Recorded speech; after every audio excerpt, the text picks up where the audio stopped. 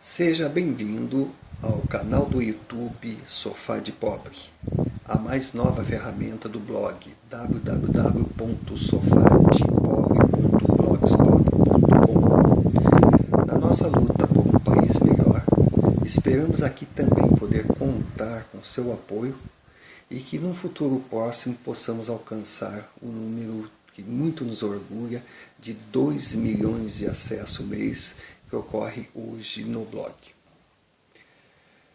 Desde que o Brasil recebeu os primeiros portugueses, a gente ouve falar de corrupção e roubo.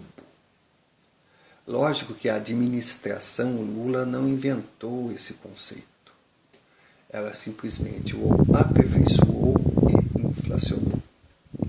O primeiro assunto do nosso canal de YouTube não poderia ser outro. O depoimento de Lula a Moro em Curitiba no dia 10 de maio de 2017. Começamos agora um vídeo amador, algo que fácil de perceber, com a mãozão atravessando a frente da tela. Não se preocupem, não se surpreendam se começar a aparecer aí propaganda de gás, criança chorando, cachorro latindo, tudo faz parte do amadorismo.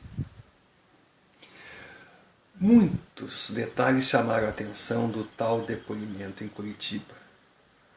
A começar as ameaças e o blefe do PT e de Lula, dizendo que invadiriam com exércitos a capital paranaense e destruiriam a cidade.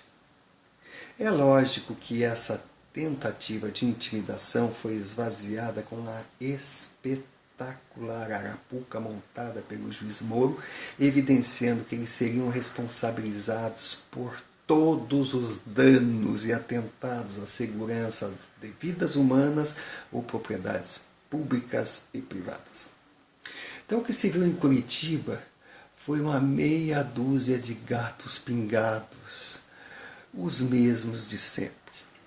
Aqueles sindicalistas preocupados em perder as tetinhas garantidas pelo regime Lula, os políticos, os sempre presentes, aqueles que nunca estão em Brasília, pois são eternamente vistos seguindo em peregrinações o seu grande líder, deixando até a dúvida de saber quem paga essas passagens e se eles têm os dias descontados por não exercerem as suas funções legislativas. E sem contar os famosos contratados, também conhecidos como mortadelas. Mas o número lá em Curitiba foi tão irrisório que, subindo a Marechal, que é uma avenida que tem na capital do Paraná, eles simplesmente criaram 3 fileiras para dar impressão de multidão. E quando chegaram na Santos Andrade, quem conhece a praça sabe, é uma praça pequena, quadrada, Hotel Mabu, Teatro Guaíra, a universidade, e nem essa praça eles conseguiram lotar. Organizadores falam em 50 mil pessoas, cara, eu estava lá, não tinha 5 mil. Duvidam da minha palavra? Então preste atenção no detalhe. Não tem uma imagem aberta que foi pega.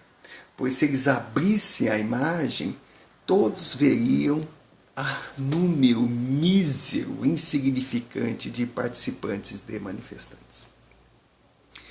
Aí Lula chegou em todo esse ambiente e já foi colocado no seu devido lugar na hora que foi chamado de ex-presidente.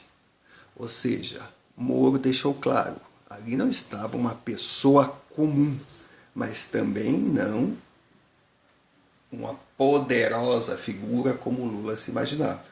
Era apenas mais um depoente, mais um réu diante da verdadeira autoridade. Autoridade essa que exerceu suas funções com educação, elegância e competência, jamais alterou a voz e manteve a ordem, tanto que Lula teve que concordar que foi tratado com fidalguia.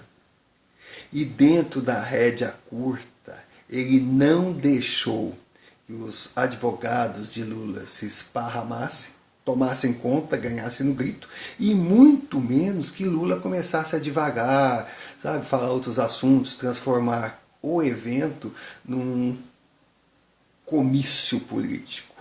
Ele foi simples, direto, objetivo, sensacional. Perguntas, respostas, ponto final. Perfeito.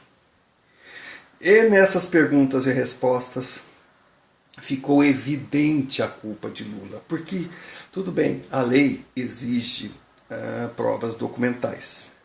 Provas. E diz que o ônus da prova é de quem acusa. Então existem malandros e malandros. O verdadeiro malandro utiliza as filigranas da lei para burlar a justiça. E aquele que pensa que é malandro, não tem conhecimento, não tem noção de limites, imagina que os outros sejam imbecis. Eu cito um exemplo do João Alves, do José Alves, deputado, em 1993, na época dos anões do orçamento.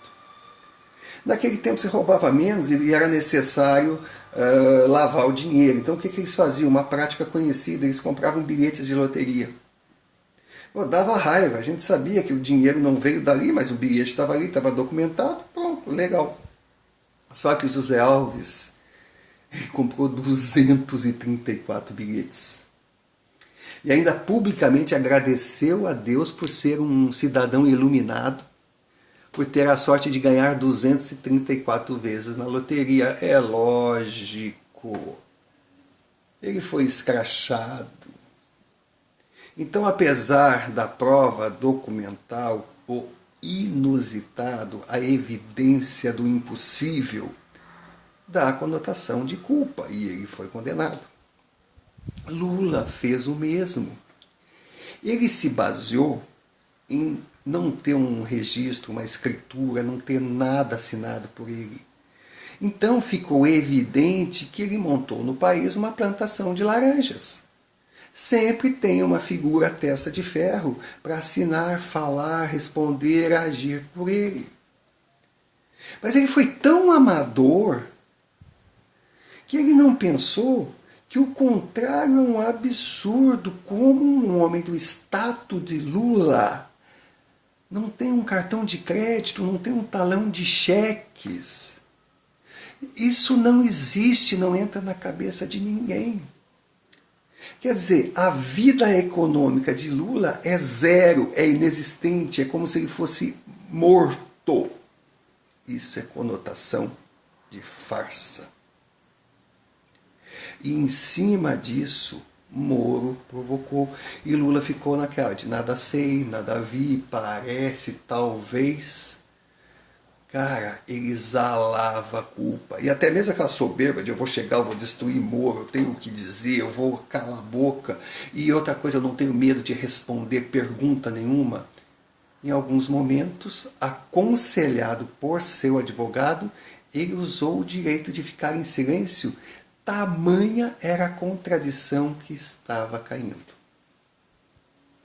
E o mais triste foi ele tentar imputar à sua falecida esposa toda a responsabilidade da compra do imóvel. Olha, só faltou ele dizer que se elegeu presidente porque foi obrigado pela mulher que sonhava ser primeira-dama. As colocações são, chegam a ser ridículas.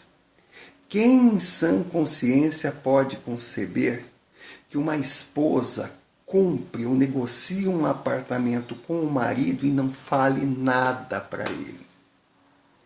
Outro detalhe, se era ela que estava comprando o imóvel, estava negociando o imóvel, de onde viria o dinheiro se ele declara não ganhar tanto? Interessante também, ele chamou o triplex de Minha Casa Minha Vida.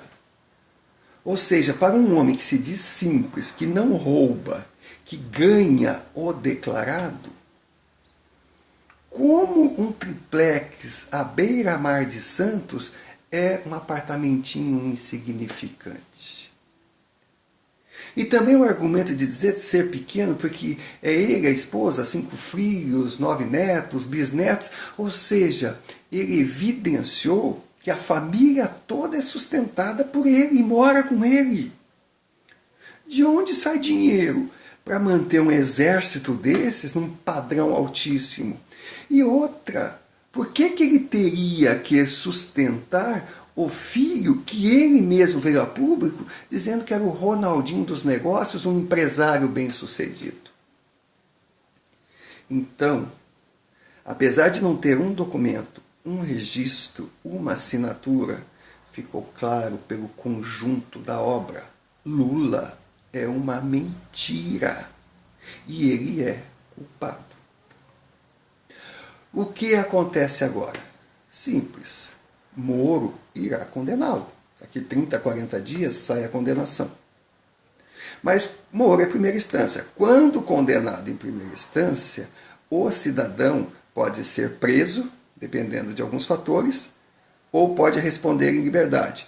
Nos dois casos, ele tem direito a recorrer à segunda instância. Se for preso, o processo tem que ser acelerado, pois ele perdeu a sua liberdade, ele tem que resolver a questão. Se não, o processo pode ser mais longo.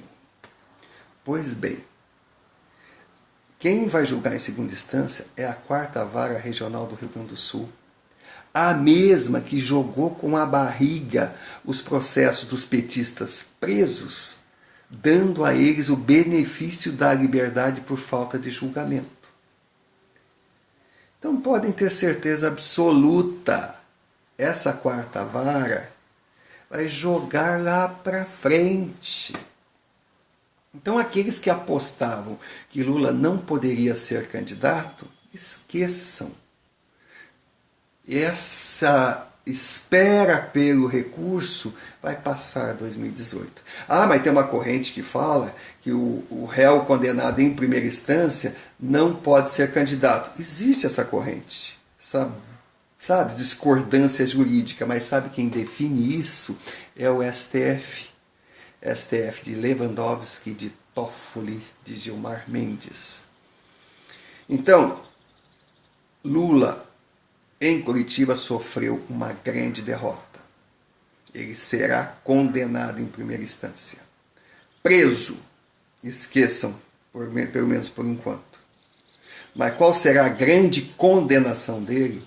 Bom, essa quem dará será você, será eu, na hora de depositar o voto. Quando abrir as urnas e a gente perceber que Lula teve 70% de rejeição, estará claro, evidenciado e comprovado que ele pode ser metido a esperto. Mas o povo brasileiro não é imbecil. E aqueles poucos que votaram nele são os mesmos de sempre. Os que dependem dele para continuar vivendo de uma forma não muito clara, num padrão bem acima da média, e aqueles que são explicados por Nietzsche, né? Que afirma ser muito menos doloroso aceitar a mentira do que ter que conviver com a verdade de ter dedicado uma vida inteira em defesa de um mentiroso. Coisas de um Brasil que virou uma coisa. Vou ali vomitar e já volto. E assim o mundo gira e o Brasil se afunda.